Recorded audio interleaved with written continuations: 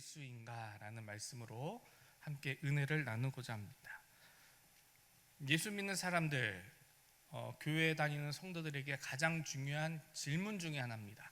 왜 예수인가? 우리의 삶에 왜 예수일까요? 우리의 신앙에 왜 예수일까? 신앙생활에 오래 한 성도들은 이 질문에 쉽게 답할 수도 있습니다. 그런데 많은 성도들이 왜 예수여야 하는지 그 질문을 딱 들으면 먹먹해지는 경우가 많이 있습니다. 제가 이 질문을 드리는 이유는 우리의 신앙에 있어서, 우리의 삶에 있어서 우리 성도들이 반드시 붙들어야 할 가장 중요한 질문이기 때문입니다. 저도 그렇고요, 우리 앉아있는 성도님들 다 똑같습니다. 왜 예수인가라는 그 질문이 우리의 정체성을 세워주는 말입니다. 왜 예수일까? 수많은 종교들 가운데 왜 예수일까요? 수많은 철학들 가운데, 수많은 사상들 가운데 왜 예수일까? 과학이 이처럼 발전한 시대에도 왜 예수일까? 왜 우리 성도들의 삶에는 반드시 예수가 있어야 하는지, 오늘 말씀을 통해서 그것을 하나하나 깨닫고 은혜 받으시기를 주 이름으로 축복합니다. 요한복음 14장 6절입니다. 예수께서 이르시되 내가 곧 길이요 진리요 생명이니 나로 말미암지 않고서는 아버지께로 올 자가 없느니라. 네. 예수님은 이렇게 말씀하십니다.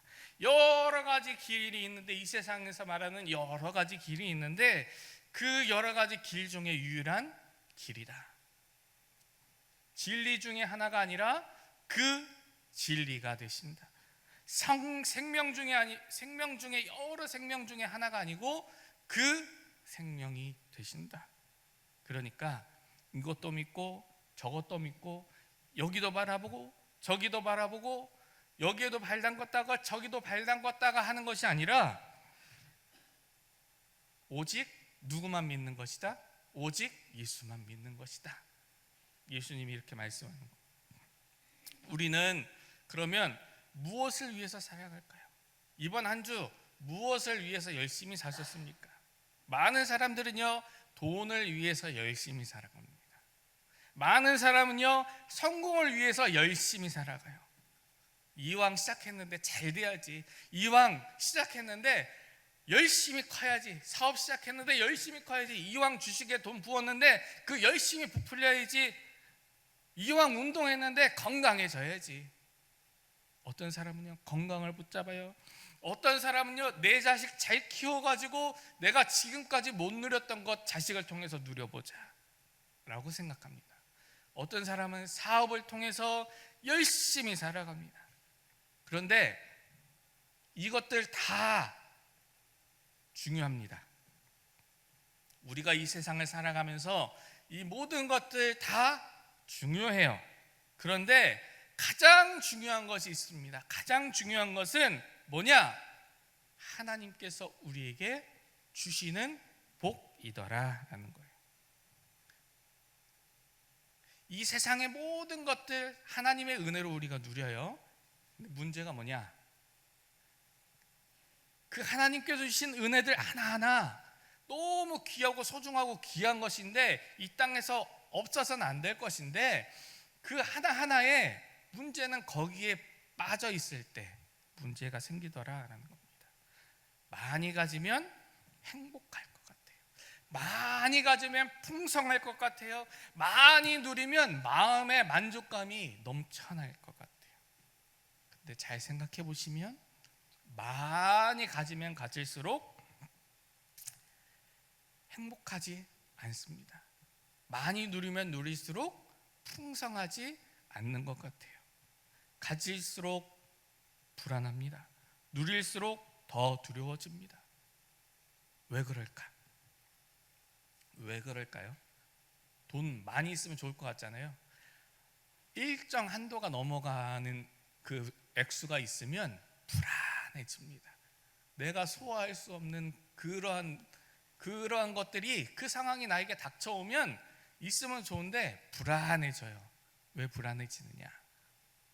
그것을 잃어버릴까 봐, 그것을 놓쳐버릴까 봐 불안해지는. 어느 순간에 이 좋았던 것들이 나를 움켜 삼키기 시작합니다. 왜 이런 일이 일어날까요? 성경은 사람을 어떠한 존재라고 이야기하냐면 사람은 그냥 물질이 아니다라는 거예요. 창세기 2장 7절에요 이렇게 이야기합니다. 여호와 하나님이 땅의 흙으로 사람을 지으시고 생기를 그 코에 불어넣으시니 사람이 생명이 된지라. 네. 하나님께서 모든 이 땅의 피조물들이 여러 개가 있는데 그 피조물들하고 사람하고 차이점이 있습니다. 이 땅의 모든 피조물은요 하나님께서 말씀으로 창조하시고요, 근데 사람은 흙으로 빚으셨어요. 근데 그 흙은 물질이잖아요. 그 물질로만 만들어진 게 사람이 아니더라라는 겁니다. 하나님께서 직접 또 하신 일인데 그 코에 무엇을 불어넣으셨어요? 생기를 불어넣으신 거예요. 이 땅의 모든 피조물과 사람의 차이점은 또 여기에 있는 거예요. 뭐에 있어요? 생기에 있습니다. 하나님께서 직접 사역을 하실 때 하나님께서 그 생기를 불어넣는 일을 하시니까 사람이 된 거예요. 사람이 생명이 된 겁니다. 사람은 흙으로만 만들어지지 않았습니다. 하나님의 생기를 받은 존재임을 기억하시기 바랍니다. 하나님의 호흡이 들어간 존재예요. 그래서 사람은요 영적인 존재입니다. 영적인 존재는 이 세상의 물질로 다 채움받을 수가 없어요. 돈으로 채워지지 않습니다. 성공으로 채워지지 않아요. 이 세상에 딱 부러진다고 하는 과학으로도 채워지지 않아요. 왜요? 사람은 여전히 하나님의 자리가 비어있기 때문입니다. 사마리아 여인을 보시면 제가 계속해서 설교했던 그 사마리아 여인이 몇 번 결혼했어요? 5번 결혼했어요. 그리고 지금 살고 있는 6번째도 이게 만족을 주지 못해요. 사람으로 인한 만족이 다 채워지지 않는 거예요. 근데 예수님을 만납니다. 예수님을 만나니까요 어떻게 돼요? 이 여인이 그 즉시 만족함을 얻게 됩니다. 그 전에는 채워지지 않았습니다. 그런데 이 여인을 찾아오신 예수님을 만나니까 이 여인이 비로소 자기의 허전한 그 심령을 채울 뭘 발견한 거예요? 생수를 발견하게 된 거예요. 우리에게 필요한 것도 마찬가지입니다. 여러 가지 돈이 아닙니다. 큰 성공이 아니에요. 더 좋은 환경이 아닙니다. 우리에게 가장 필요한 것은 무엇이냐? 바로 따라하겠습니다. 예수 그리스도. 우리에게 가장 필요한 것, 우리의 심령의 중심 가운데 꽉 채울 것은 바로 예수님 한 분뿐이다라는 거예요.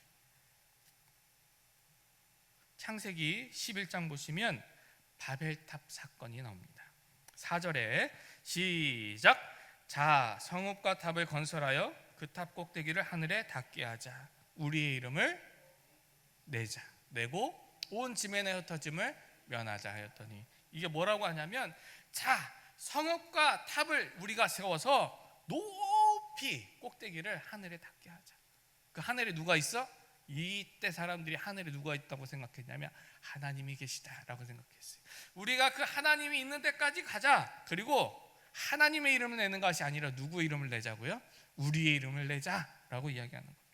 많은 사람들이 이 바벨탑 사건을 보고 이렇게 착각합니다. 하나님께서 높이 하늘까지 닿는 건물을 싫어하셔서 이들을 심판하셨다.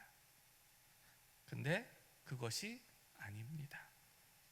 하나님은 인간의 건축 기술을 심판하신 것이 아니에요. 사람들의 무엇을 심판하셨냐면 바로 이 바벨탑을 쌓는 사람들의 교만함을 심판하신 사건입니다. 어떤 것이 핵심이냐? 우리의 이름을 내자. 그것이 핵심입니다. 우리 이름을 내자라는 것은 하나님 없어도 된다라는 거예요. 건축할 때 하나님 없어도 된다라는 거예요. 높이 쌓아서 하늘만큼 쌓아서 하나님 없이도 된다는 것을 우리가 보여주자라는 거예요. 하나님 없이도 우리가 뭉치면 살 수 있다. 하나님 없이도 우리는 성공할 수 있어. 하나님 없이도 우리는 천국에 갈 수 있어. 하나님 없이는 우리는 하나님 없어도 최상의 경지에 극치에 도달할 수 있어. 인간은 그러한 존재야. 우리에게는 아직까지 잠재력이 있어. 하나님 없이도 할 수 있다. 우리 이름을 내자. 그것이 뭐예요? 바벨탑이에요. 근데 잘 생각해 보시면 이러한 고백들이 오늘 우리 사회에서, 세상 가운데서 수많은 종교에서 하는 이야기들이에요. 여러분 더 수양하십시오. 여러분 더 수행하십시오. 더 도를 닦으세요. 더 선한 일을 열심히 하세요. 이 세상에서 더 착하게 사십시오. 더 깨달으십시오. 그러면 결국 도달할 겁니다. 결국 진리에 도달할 겁니다. 결국 도를 깨닫는데 도달할 겁니다. 세상은요, 세상의 많은 종교는 이를 위해서 열심히 하라고 합니다. 하지만 성경은 단호하게 이야기합니다. 로마서 3장 23절에 로마서 3장 23절 시작. 모든 사람이 죄를 범하였음에 하나님의 영광에 이르지 못하더니. 네, 결단코 인간은 하나님께 자기 스스로 나아갈 수 있어요, 없어요? 나아갈 수 없는 존재입니다. 죄인은 거룩하신 하나님 앞에 나아갈 수조차 없어요. 유한한 존재가 무한한 하나님께 나아갈 수 없습니다. 이 세상의 모든 종교는 사람이 만들었어요. 그런데 기독교만은 사람이 만든 종교가 아닙니다. 기독교는 복음입니다. 세상 종교는요, 인간이 올라가는 거예요. 내가 열심히 하는 거예요. 그런데 복음은요, 내가 열심히 하는 게 아니에요. 복음은 아무것도 할 수 없는 나를 위해서 하나님이 내려오신 것입니다.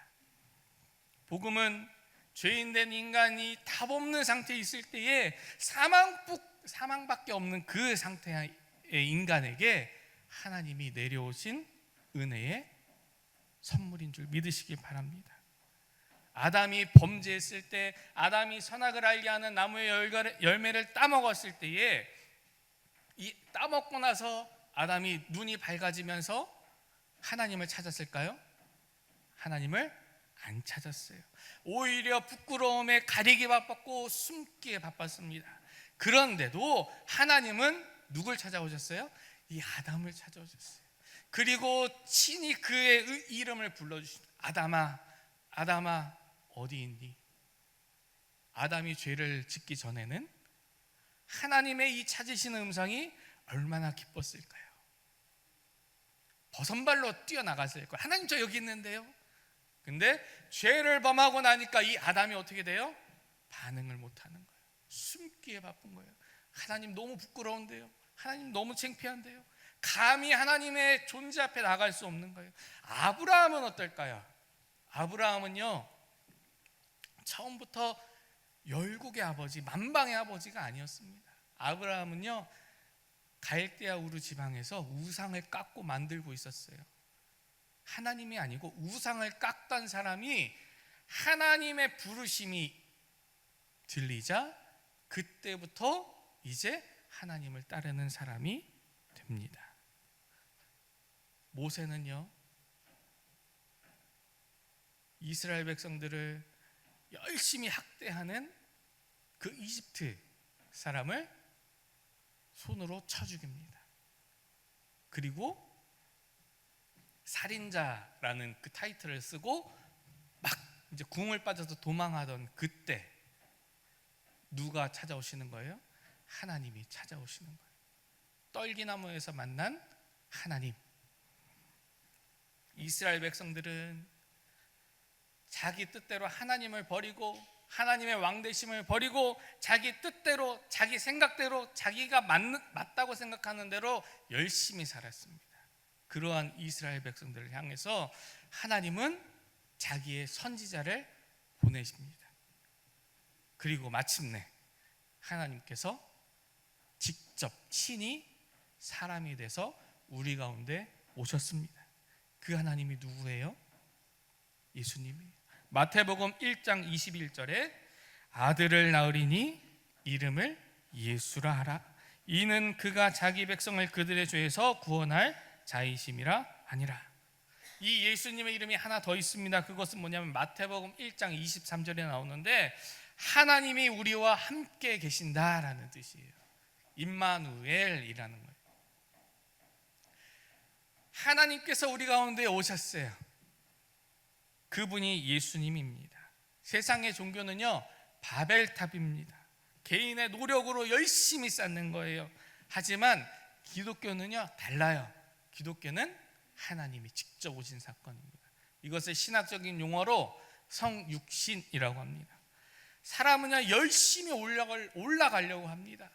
하나님의 자리까지 열심히 올라가려고 해요. 근데 안 되더라라는 것이 지금까지 모든 전 인류에서 밝혀온 역사적 사실입니다. 그런데 누가 오셨냐? 그 절망적인 상황 가운데 누가 왔어요? 하나님이 오셨어요. 예수님이 오셨습니다. 왜 하나님이 직접 오셨을까요? 하나님은 우리가 스스로 구원할 수 없는 존재임을 분명히 너무나도 잘 아셨기 때문입니다. 그래서 구약시대에는 희생제사라는 것을 허락하셨어요. 아담과 하와에게는요, 아담과 하와가 죄를 짓고 에덴 동산에서 쫓겨날 때에 하나님이 그냥 맨몸으로 가게 하지 않고 나뭇잎 걸치고 가게 하지 않고 거기에 어떤 옷을 지어 주시냐면 가죽옷을 입혀 주십니다. 가죽옷에는요 동물의 희생이 필요합니다. 유월절 어린 양을 주시고 성막의 제사들을 허락하십니다. 그리고 대속죄일을 허락하시는 것을 우리는 구약 성경을 통해서 보게 됩니다. 그런데 이 모든 것들은요 그림자예요. 누구의 그림자일까요? 예수님의 그림자예요. 이 모든 희생들은요 그림자예요. 누구의 그림자? 예수님의 그림자입니다. 진짜 실체가 있는데 그것은 바로 예수 그리스도입니다. 진짜 실체이신 예수님이 오기 전에는 계속해서 희생의 제물을 잡아야 했어요.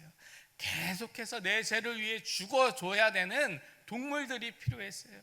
계속해서 내가 죄를 질 때마다 내 죄를 짊어질 양이, 소가, 비둘기가 필요했습니다. 그런데 예수님이 오셨어요. 이 예수님은 십자가상에서 단번에 영원한 제사를 드렸습니다. 그리고 성전이 위에서부터 아래로 찢어졌어요. 이것이 무엇이냐? 그 전에는 죄인 된 사람이 하나님께 나아갈 수 없는데 이제 위에서 아래로 하나님께서 찢으신 사건. 위에서 아래로 찢었다는 것은 뭐예요? 하나님께서 직접 이 땅 가운데 임하셨다라는 거예요. 그것을 보여주는 거예요. 그리고 막힌 것이 있다 없다? 없다라는 거예요. 이제 예수님과 더불어 예수님을 의지하는 모든 사람들은 예수님의 의를 힘입어서 하나님께 나아갈 수 있는 존재가 됐다라는 거예요. 이제 더 이상 하나님과 우리를 막아설 것이 없습니다. 왜요? 예수님이 모든 죄를 짊어지셨기 때문이에요. 이사야서는 이렇게 얘기합니다. 흰 눈처럼 양털처럼 어떻게 된다고? 희게 되리라. 한번 읽어볼까요? 이사야 1장 18절입니다. 여호와께서 말씀하시되 오라 우리가 서로 변론하자. 너희 죄가 주홍 같을지라도 눈같이 희어질 것이요 진홍같이 붉을지라도 양털같이 되리라. 아멘. 예수님의 희생 사역을 두고 이사야가 쓴 겁니다. 하나님께서 길을 여신 거예요. 그 전에 사람들은요 능력이 없었어요. 그래서 사도행전 4장 12절에는 이렇게 이야기합니다. 다른 이로서는 구원을 받을 수 없나니 천하 사람 중에 구원을 받을 만한 다른 이름을 우리에게 주신 일이 없음이라 하였더라. 이 세상은 이야기합니다. 길은요 여러 개예요. 종교 다원주의가 이것을 이야기하는 거예요. 지금 이 시대는요 종교 다원주의의 시대 속에서 우리가 살고 있어요. 그래서 진리는 없다라고 얘기하는 거예요. 그런데 많은 사람들이 그 가운데서 역설적이게도 진리를 찾아 헤매고 있습니다. 이 세상은 길은 여러 개다 라고 하지만 예수님은 분명히 말씀하십니다. 내가 곧 길이요 진리요 생명이니. 예수님은 여러 가지 길 중에 하나가 아닙니다. 예수님은 유일한 길이에요. 왜냐? 예수님만 하나님이시기 때문입니다. 예수님만이 죄 없으신 분이기 때문입니다. 예수님만이 우리의 죄를 짊어지셨기 때문이에요. 예수님만이 죽음을 이기고 뭐 하셨어요? 부활하셨기 때문입니다.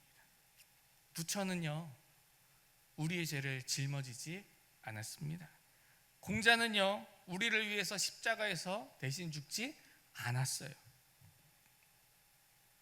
어떤 종교 지도자도 무덤에서 다시 살아나지 않았습니다.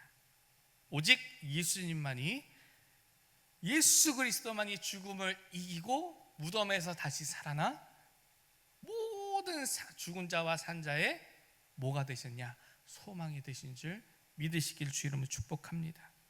그래서 예수님만이 구원자예요. 그래서 예수님께만 뭐가 있어요? 소망이 있습니다. 우리의 소망이 어디에 있어요? 예수님께 있는 겁니다. 그러면 이 예수님을 믿는 사람들, 이 예수님 믿는 성도들은 어떻게 살아야 될까? 첫 번째로 그 무엇보다도 이 진리이신 예수님을 찾는 삶을 살아야 됩니다. 사람은요 가장 위기가 닥쳐오면 자기가 믿는 것을 찾습니다. 자기가 가장 듬직하다고 생각하는 것을 찾습니다. 어떤 사람은요 남편이 듬직하면 그 위기의 순간에 남편을 찾아요. 자녀가 듬직하면 이 자녀를 찾습니다. 돈이 믿음직하면 이 사람은 돈을 찾아요. 사람을 중요하게 생각하는 사람은요 그 위기의 상황에 누굴 찾아요? 사람들을 막 찾아다니기 시작합니다. 자기 능력을 믿는 사람은요 자기 능력을 다시 한번 점검하고 찾습니다. 그런데 성도는요 달라요. 성도는 누굴 찾는 사람이냐? 바로 예수님을 찾는 사람이더라라는 겁니다. 저와 여러분 모두 이 예수님을 찾는 사람 되시기를 주의 이름으로 축복합니다. 그래서 아침에 눈을 뜨면 저와 여러분 이렇게 했으면 좋겠습니다. 아침에 눈을 뜨면 피곤한데 이게 아니고 오늘도 나에게 생명을 주신, 새로운 생명을 주신 하나님을 기억하셨으면 좋겠습니다. 제가 병원에 있다가 나온 사람인 거 아시죠? 예전에 금방 이제 언제 길을 가다가 죽어도 여기서 계단을 가다가 이렇게 생명이 끊어져도 전혀 그냥 이상할 것이 없는 그런 사람이 저였습니다. 심장이 안 좋아가지고. 근데 하나님께서 살리시고 그 이후의 삶이 어땠을까요? 오늘도 누가 살리시는구나? 하나님이 살리시는구나. 저뿐만 아니라 앉아있는 우리 성도님들 한 분 한 분 오늘 하루도 누가 살리시는 거예요? 하나님이 살리시는 거예요.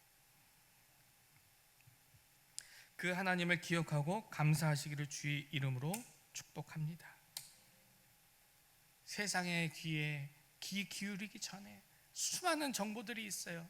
그 전에 하나님의 음성에 귀 기울이는 우리 성도님들 되시기를 축복합니다. 결정을 앞두면 하나님께 묻고 기도하기를 축복합니다. 문제가 생기면 하나님께 나아가시기를 축복합니다. 성도 여러분, 놀라운 것이 있습니다. 많은 성도들이 예수님을 최후의 수단으로 사용한다는 거예요. 사업이 안 되면 기도합니다. 건강이 안 좋으면 기도합니다.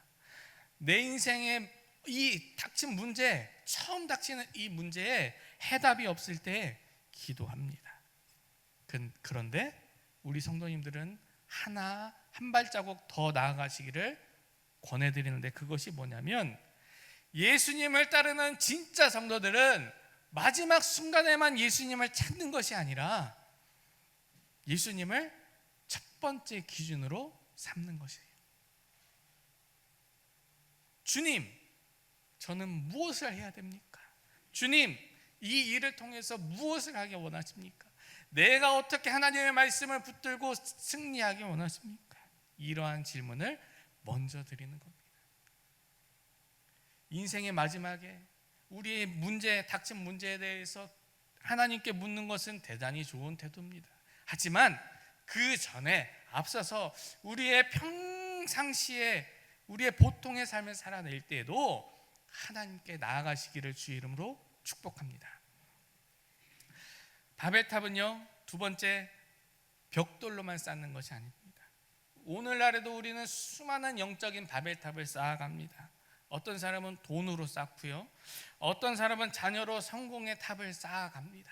어떤 사람은요, 성공으로 자기 만족의 탑을 막 쌓아가요. 어떤 사람은 심지어 신앙으로도 자기 만족의 탑을 열심히 쌓아갑니다.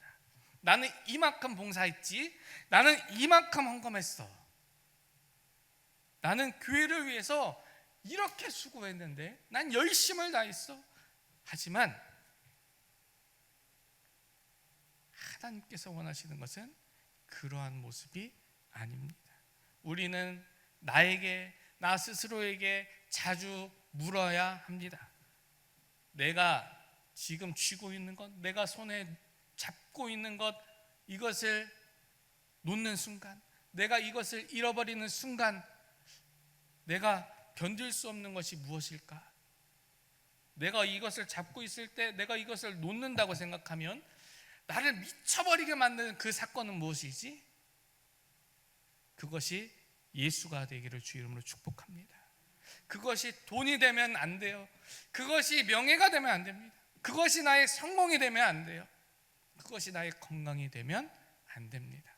누가 되어야 돼요? 예수 그리스도가 되어야 될 줄 믿습니다. 예수님보다 더 강하게 붙잡고 있는 것, 그것이 뭐예요? 바로 바벨탑입니다. 이것을 무너뜨려야 돼요. 이것을 무너뜨려야 돼요. 예수님보다 더 붙잡고 있는 것, 내가 예수님보다 더 크게 묵상하고 있는 것, 내가 더 많이 사모하는 것, 이것들을 무너뜨려야 될 줄 믿습니다.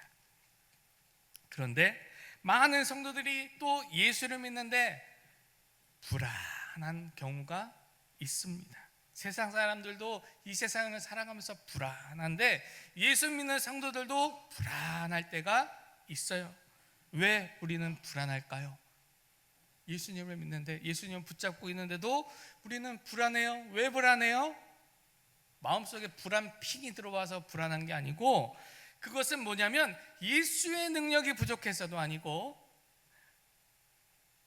예수의 은혜가 오늘 내가 부족해서가 아니라, 따라합시다. 예수님이 내 삶에 충분하다는 사실을 잊어버렸기 때문입니다.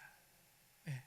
내가 하나님의 은혜가 부족한 게 아니고 내가 누굴 잃어버린 거예요? 예수님을 잃어버린 거예요. 잠시 망각한 겁니다. 사마리아 여인은요, 예수님을 만난 다음에 또 다른 우물을 찾아다니지 않았어요. 이 사마리아 여인은요, 예수님을 만나고 그 전에는 막 갈증이 막 심각했는데 예수님을 만나고 나서 이제 확 바뀝니다. 거의 직진으로 내달리기 시작합니다. 자기가 살고 있는 마을로 들어갑니다. 거기서 소리쳐 외칩니다. 누굴 만났다고? 내가 예수를 만났다고. 내가 참 하나님을 만났다 고백하는 겁니다. 이 예수님을 만난 이 여인은요, 생명수 되신 예수님을 만나자마자 결핍이 회복됐어요. 그리고 그 예수님을 당당하게 전하는 여인이 됩니다. 이 여인과 같이 예수님을 만나는 그 경험이 우리의 삶 가운데 있기를 주의 이름으로 축복합니다. 우리도 마찬가지예요. 하나님의 자녀가 됐습니다. 이미 영생을 얻었어요. 하나님 아버지가 나의 아버지가 됐습니다. 그래서 우리가 기도할 때 이렇게 고백합니다. 옆집 철수 아버지 하나님이 아니고 나의 하나님, 내 아버지 하나님, 이렇게 우리가 기도해요. 김종아 집사님의 하나님이 아니라 내 하나님이라고 우리가 고백하는 거예요. 왜요? 내가 누구의 자녀가 됐기 때문에, 하나님의 자녀가 됐기 때문에.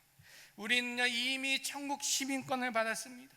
그러면 이제 우리는 이 땅에서 나그네로 살면서 이 세상의 것들을 누리되 거기에 뭐 걸지 말아야 돼요? 목숨 걸지 말아야 됩니다. 히브리서 11장 16절입니다. 그들이 이제는 더 나은 본향을 사모하니 곧 하늘에 있는 것이라. 그러므로 하나님이 그들의 하나님이라 일컬음을 받으심을 부끄러워하지 아니하시고 그들을 위하여 한성을 예비하셨느니라. 네. 우리는 이제 본향을 사모하는, 본향이 뭐예요? 우리의 진짜 집이에요. 진짜 집. 우리가 마침내 가야 할 그곳이 어디입니까? 하나님 계시는, 하나님이 통치하시는 천국입니다. 우리는 그곳이 우리의 집이에요. 하나님 품이 우리의 집입니다. 우리는 그것을 사모하면서 이 땅에서 살아가는 거예요. 그러니까 우리는 이미 천국 백성입니다. 하지만 또 이 세상에 속한 나그네로 살아가는 겁니다. 그래서 이 땅에서 누리는 것이 우리의 종착지가 아닙니다. 우리가 이 땅에서 열심히 누리고 잘 먹고 잘 살다가 죽으면 끝! 그게 아닙니다. 나그네는 목적지가 분명합니다. 내비게이션 찍으면 도착지가 분명합니다. 그렇죠? 그 중간에 여러 가지 것들이 있는데 가다가 휴게소도 있고요, 누릴 수 있어요. 근데 그 휴게소가 목적지가 될 수가 있어요, 없어요? 없는 거예요. 진짜 목적지는 따로 있거든요. 우리의 목적지는 천국인 줄 믿으시길 주 이름으로 축복합니다. 그래서 성도는요, 천국을 사모하는 사람들입니다. 나그네 된 성도는 돈이 있으면 감사하게 사용합니다. 돈이 없으면 하나님을 원망하는 것이 아니에요. 돈이 없으면 또 그 안에서 하나님께 또 감사하면서 살아가요. 성공하면 하나님께 영광 돌립니다. 실패해도 하나님께 영광 돌려요. 세상은요, 세상 사람들은 돈 많으면 기뻐하죠. 돈이 없으면 슬퍼합니다. 성도는요, 달라요. 왜요? 뭐가 있기 때문에? 우리가 갈 본향이 있기 때문입니다. 왜요? 우리는 상황에 판단되고 어떻게 좌지우지되는 사람들이 아니에요. 성도는 상황에 있는 것이 아니라 성도의 행복은, 성도의 기쁨은, 성도의 소망은 누구에게 있습니까? 예수님께 있습니다. 결론을 맺겠습니다. 사랑하는 성도 여러분, 이 세상은요, 열심히 바벨탑을 쌓으라고 이야기합니다. 돈의 탑을 쌓으십시오. 성공의 탑을 쌓으세요. 명예의 탑을 쌓으십시오. 자녀의 탑을 열심히 쌓으세요. 사업의 탑도 쌓아야 됩니다. 종교적인 열심의 탑도 쌓아야 됩니다. 그런데 그 많은 탑들이 우리를 하나님께로 이끌 수는 없어요. 오히려 우리를 잠식하게 됩니다. 오히려 우리를 두렵게 합니다. 오히려 우리를 노예로 삼아버려요. 그러나 예수님은 다른 줄 믿으셨으면 좋겠습니다. 마태복음 11장 28절에 이렇게 기록합니다. 수고하고 무거운 짐진 자들아 다 내게로 오라 내가 너희를 쉬게 하리라. 네. 예수님이 직접 하신 말씀입니다. 수고하고 무거운 짐진 자들아, 이 세상에서 수많은 바벨탑을 쌓았던 너희들아, 너의 열심으로 쌓아 수고를 했던 너의 짐을 너희가 열심히 지었던 너희들아, 다 누구에게로 오라? 내게로 오라. 예수님께로 오라. 예수님이 쉬게 하리라. 예수님이 모든 것을 해결하겠다라는 겁니다. 하나님이신 예수님이 우리에게 내려오셨습니다. 그러니까 성도는 내가 뭘 열심히 해서 얻으려고 하는 사람들이 아니에요. 성도는요, 예수님을 얻은 사람이에요. 내가 열심히 해서 뭘 득하는 것이 아니라 성도는 바로 우리에게 오신 예수님이 이미 주어진 사람들이에요. 그래서 예수님 한 분만으로 만족하시기를 축복합니다. 예수님 한 분만으로 충분하기를 주 이름으로 축복합니다. 예수님만 있으면 돈이 없어도 살 수 있어요. 예수님만 계시면 성공하지 않아도 살 수 있습니다. 예수님만 있으면 세상이 빼앗을 수 없는 만족이 있는 줄 기억하시기 바랍니다. 다시 한번 묻겠습니다. 성도 여러분, 사랑하는 성도님들, 왜 예수여야 할까요? 예수님만이 하나님께 가는 길이기 때문입니다.